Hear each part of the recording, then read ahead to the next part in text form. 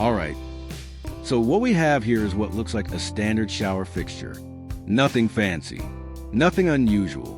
But this exact setup caused me one of the most embarrassing problems I've had in over 14 to 15 years of doing shower renovations. No water, brand new shower, tile done, job finished. And when I turned it on, nothing came out. So in this video, I'm going to walk you step by step through how a shower valve actually works, what went wrong, and how to avoid this mistake completely. Step 1. Understanding a shower valve. Every shower fixture has two main components. The valve body, usually solid brass. This gets sweated into the plumbing. The cartridge. In older systems, washers and seats. Modern systems, a plastic cartridge. Some people call this the valve, but technically it's the cartridge. On the outside, all you see is the trim, the handle, the escutcheon plate covering the tile. What you don't see is how everything works inside. Step 2, this particular Delta cartridge. This valve happens to be a Delta, and this cartridge design was new to me. Unlike most cartridges, this one is a two-piece design. The bottom portion separates.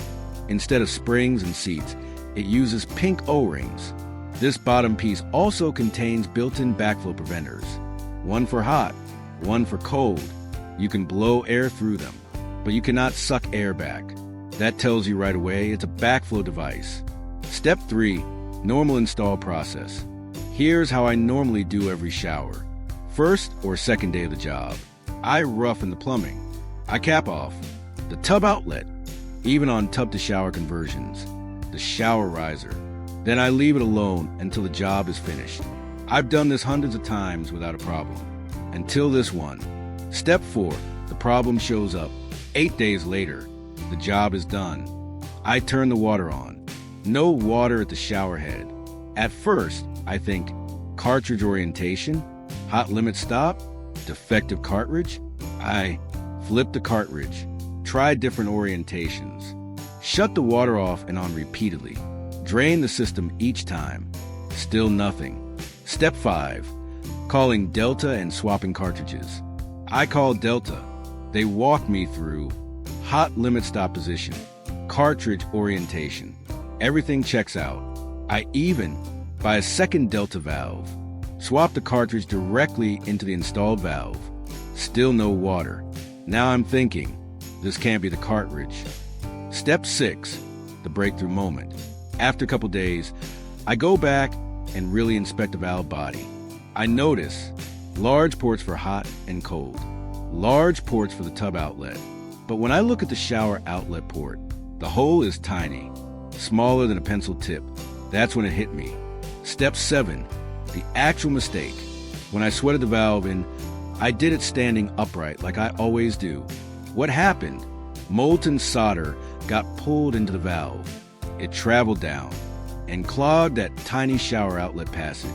Because the hole is so small, it doesn't take much solder at all to block it.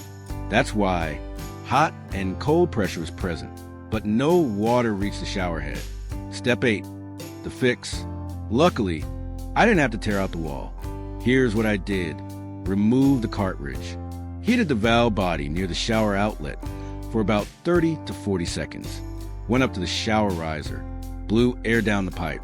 The solder softened and got pushed down into the dip tube where it belongs. Water flow restored. Step 9, important lesson/prevention. From now on, I will never sweat the style of valve standing upright. Instead, I'll solder it lying down or inspect the shower outlet hole before soldering. If you're a DIY, a shower installer, or even a plumber, this is a mistake you do not want to learn the hard way. There's always something to learn, no matter how long you've been doing this. Trust me, finding out your shower has no water after the tile is done is about as embarrassing as it gets. Hopefully, this saves someone else from that headache.